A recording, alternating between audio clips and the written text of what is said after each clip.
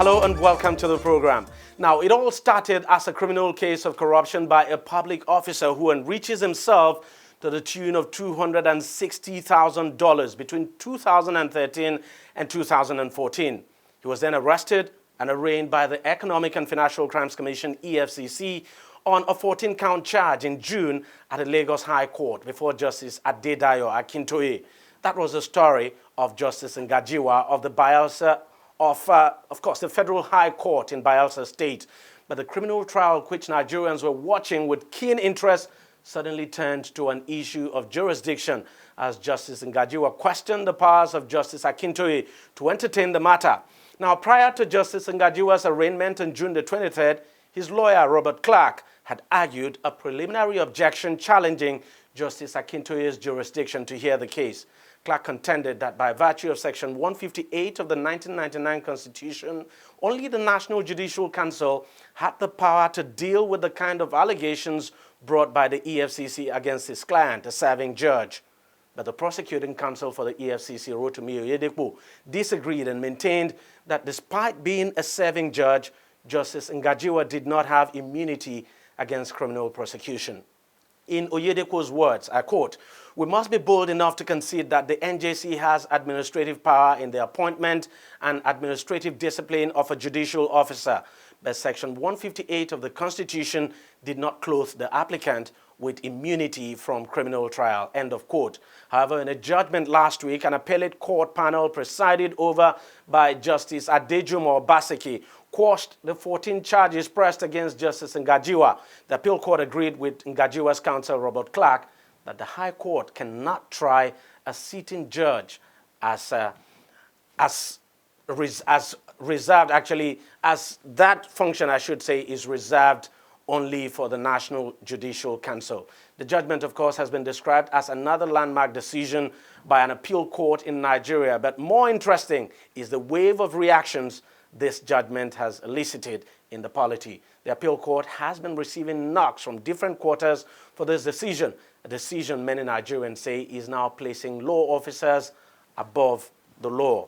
A non-profit-making organization, Access to Justice, picked holes in the decision of the Court of Appeal that says that anti-corruption agencies like the EFCC cannot arrest or prosecute any judge for any offenses committed in the discharge of their functions until the National Judicial Council has first stripped the judges of their judicial standing. Now, that organization known as A2J said the ruling has grave implications as law enforcement agencies must now execute their responsibilities when it involves judicial officers they can actually not execute their responsibilities now when it involves judicial officers until the NJC has, in essence, given them permission to do so. Some anti-corruption NGOs have also criticized the judgment, calling it a trap that can halt the fight against corruption in the judiciary. Some lawyers, however, welcome the decision of the court, describing it as the true position of the law in the matter.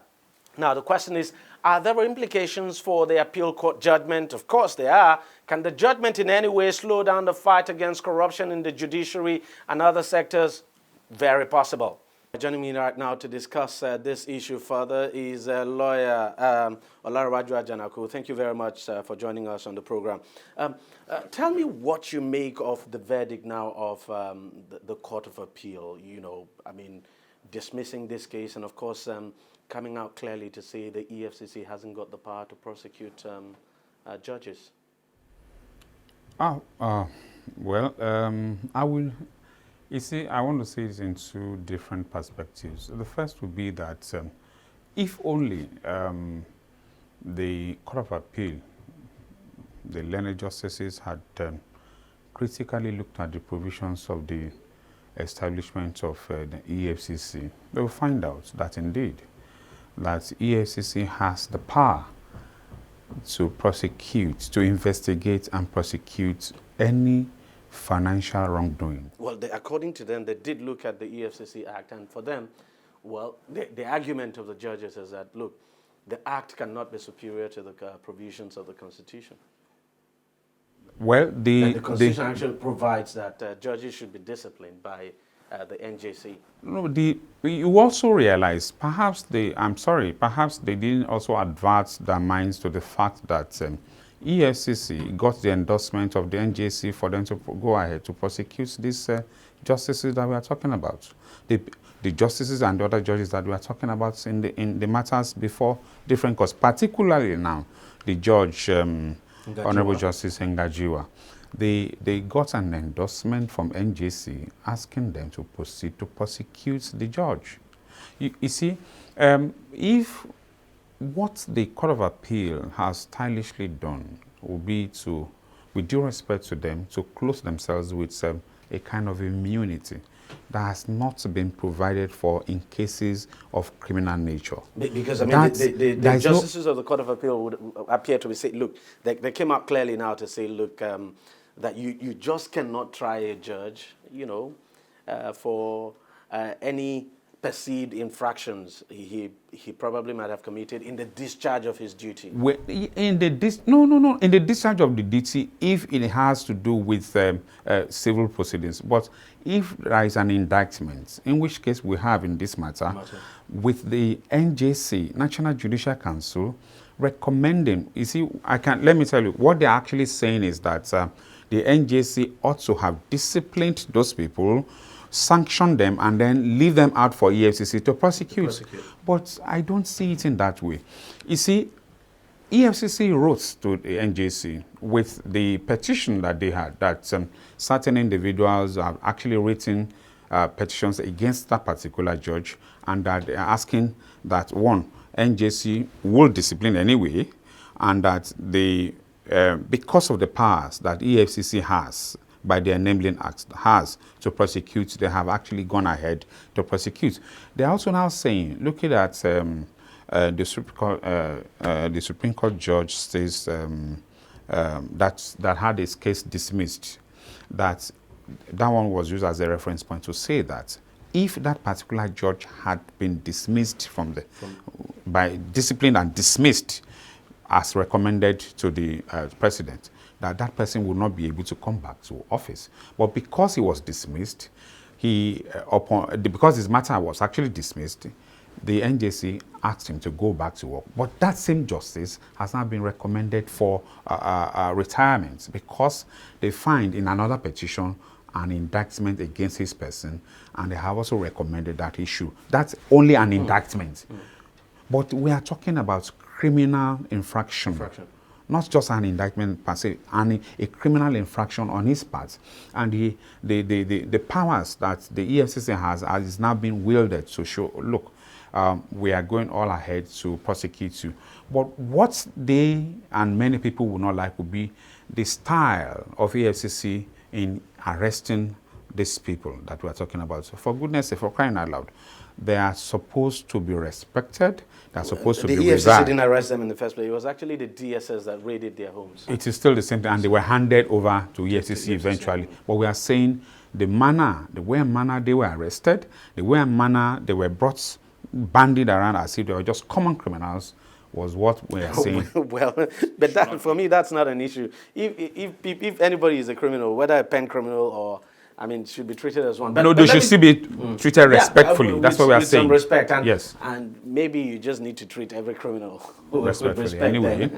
But do you think, because I'm just looking at the implication now, the EFCC, of course, has said it is going to appeal. It's going to head to the Supreme Court. But if this stands, it means that would be the end of the cases against the other justices as well. Don't speak in the realm of speculation. If it stands, let the Supreme Court rule on this. No, I don't want you to go into any realm of speculation, as it were. But right now, you see, I will say that there won't be any. Look. People will begin to say. Because I'm just wondering right now, what happens to those cases? I can understand. Yeah. But let me tell you this: that these other matters will proceed, despite the Court of Appeal ruling in respect of this matter. You see, would they proceed? They will proceed. There's nothing. But I can see, I foresee a situation where lawyers for all these other judges and justices in different courts coming out with preliminary objections now, because it can be brought at any stage in the during the trial. They can say, look, oh, we are sorry, we are bringing this objection to say that EFCC has no right whatsoever to prosecute them. And then, seemingly so, as it were, we have the Court of Appeal judgment now. It is the authority on scene. And then the lower court must toe the line of the Court of Appeal until that appeal is the judgment is set aside. But without that, I can see that different lawyers will begin to come up to say, look, bringing up objections to trial, that the trial of the justices and judges in the different courts should be stopped immediately because of this judgment. And that would be a it huge is dangerous. blow to the fact, very it is dangerous. But I want to see also a fact that when this appeal gets to the Supreme Court, if EFCC is able to quickly put its act together and study carefully and put up a very good appeal to the Supreme Court, I want to bet you, but that our judges in the lower courts where these people are being tried will be cautious to come to a conclusion. They will want to say, perhaps, give a longer adjournment for them to get the outcome of the Supreme Court. Once the Supreme Court rules and says that, look, you cannot prosecute them, it becomes a matter of finality. And wow, it will be too bad for the judiciary and for the fight against corruption. I was just going to ask you how damaging you think this is for the fight against corruption. In fact, look, it will now not rest. It will not rest only with the judges. You see, there was one element they brought out in this matter. The Court of Appeal now cited a situation because they didn't really put out any authority to back up all their judgment in this matter. But they brought out a scenario whereby they said, look at the former secretary of the government, that the presidency now set up a panel to investigate him first. They are also now saying that, and there will be so many other people who are being indicted to say that, look, we need to have a panel to look at us, look at our matter, before asking us. But wouldn't that amount to legislation now on the part of the judiciary? What does the judiciary do? When you interpret to legislate stylishly, that's what it is. When you interpret a law, you will either ask that law say that law is not is repugnant, and you ask that it be struck down, or that you say it the way you feel the law should be, and it becomes the law. But in this wise now, I'm saying that several other people who were indicted one way, maybe in ministries and other places, will say, look, they were not made to face disciplinary panels before they were dismissed. That is what I'm saying. You can begin to look at one case, long case of is it Gaba and University of Maiduguri, where they said that person who was indicted at that time ought to have been faced or made to face the disciplinary committee. But clearly, in your opinion, the EFCC should be able to prosecute any judge or justice at all, indicted for... Yes, yeah. Whoever has been indicted, and they have the proof. It's not, but one thing I don't like is this media prosecution. Get your facts right, for goodness sake.